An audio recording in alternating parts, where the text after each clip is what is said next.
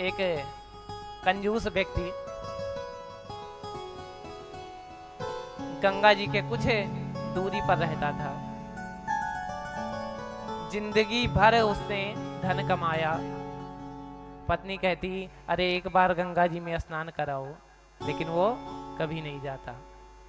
एक दिन पत्नी गुस्सा हो गई, रूठ गई कि आप गंगा जी स्नान करके ही आओ, नहीं तो आपसे बात नहीं करेंगे। अब गंगा जी वहां से 5 कोस दूर। बेचारा मान गया कि जा रहा हूं। जाने लग गया। अब बताओ महाराज, 5 कोस हुआ, पैदल चलते चला गया। 5 कोस पैदल चला गया कि 1 पैसा उसका खर्च ना हो। जब पैसा ना खर्च हो, किसी तरह पहुंचा। अब आप लोग जाएंगे यहाँ से सरयू जी स्नान करने जाते तो सुंदर सुंदर घाटों पे जाते होंगे स्नान करने। जाते हैं ना कि मुर्दा घाट पे जाते? कोई नहीं जाता ना। वो मुर्दा घाट पे गया महाराज कि वहां पर कोई पंडा ना मिल जाए। मुर्दा घाट पे कोई पंडा ना मिल जाए, इसलिए वह मुर्दा घाट पर चला गया कि पंडा, अगर पंडा मिला तब एक आध ढेला ले लेगा। पहले ढेला चलता था रुपए के हिसाब से, तब इसीलिए वह मुर्दा घाट पे गया। अब ठाकुर जी हमारे बड़े विनोदी हैं। जब कोई ऐसे को देखते हैं तो वो भी परेशान करना चाहते हैं। जैसे ही वस्त्र उतार के गंगा जी में डुबकी लगाया और बाहर निकला, इतने में ठाकुर जी पंडा का वेश बना के यजमान की जय हो, यजमान की जय हो।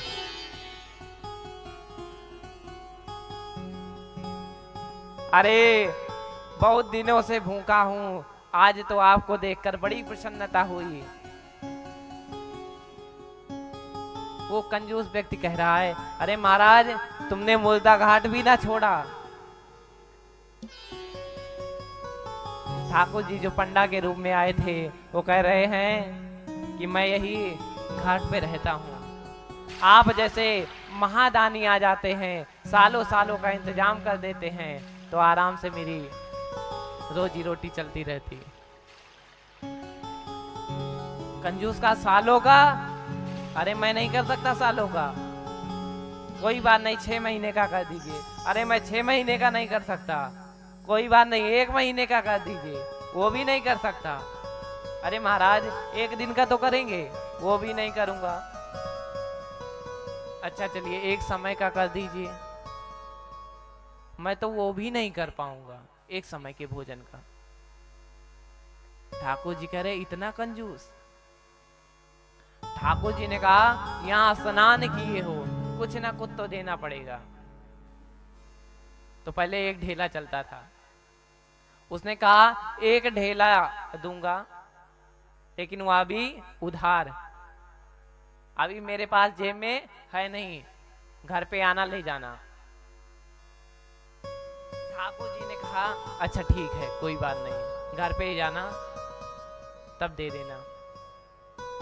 अब बेचारा वहां गंगा जी से चला, शाम को घर पहुंचा, चाय पानी कर रहा था।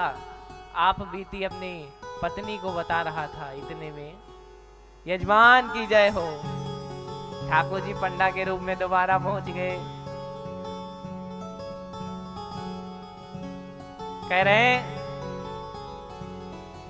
पत्नी को भेजा, जाओ वहां देख के आओ कौन है। पत्नी गई, बताई कि पंडा है, आपने किसी पंडा को 1 ढेला देने का वादा किया है। बोला कि पंडा जी से कह दो कि उनकी तबीयत खराब है। तो कह रहा, पत्नी आकर ठाकुर जी से बोली कि उनकी तबीयत खराब है। अब वो ठाकुर जी विनोद करने के लिए कहे कोई बात नहीं, यजमान मेरा है तो मैं जब तक उसकी तबीयत खराब नहीं हो जाती मैं यहीं रहूंगा, यहीं भोजन करूंगा, यहीं प्रसादी पाऊंगा। अब वो सोचा एक ढेले से ज्यादा नुकसान हो रहा है। पत्नी से बोला जाओ कह दो कि वो पधार गए।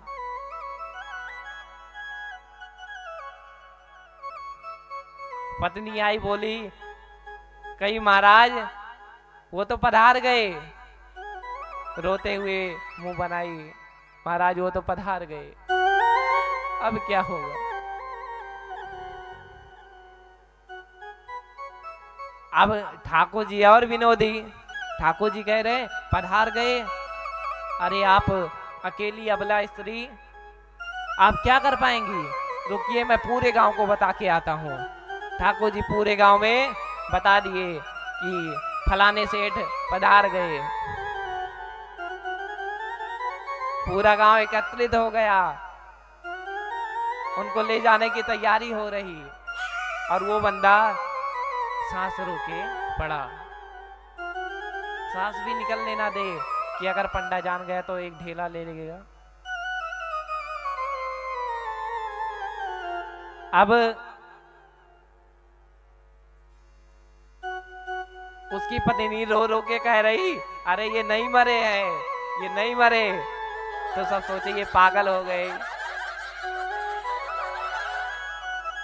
सब सोचे ये पागल हो के कह रही, वो तो कह रही सही में, लेकिन सब सोचे वो तो पागल हो गई, पति के मरने के कारण वो पागल हो गई।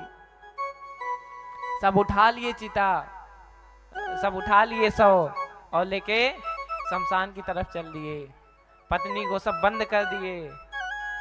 पंडा जी सोच रहे, ठाकुर जी सोच रहे कि अब तो बोल दे भैया मैं हार जाऊं, बोल दे महाराज, नहीं बोला। अंत में उसकी चिता लग गई, उसके ऊपर लिटा दिया गया। ठाकुर जी कहे ये नहीं बोलेगा। ठाकुर जी गए उसके कान में बोले अरे भैया मैं नारायण हूँ, मैं नारायण हूँ, ठाकुर जी हूँ, अरे तुम मांग, तुझे क्या चाहिए, तू जो मांगना है मांग, मैं तुझसे खुश हूँ, बस तू उठ जा बोल दे। कह रहा है मुझे कुछ नहीं चाहिए, तुम नर हो नारायण हो मुझे इससे नहीं मतलब है, तुम बस जो एक ढेला लेने का वादा किया हो वो माफ कर दो बस। धन्य ऐसे भक्त। तो कुछ ऐसे कंजूस होते हैं।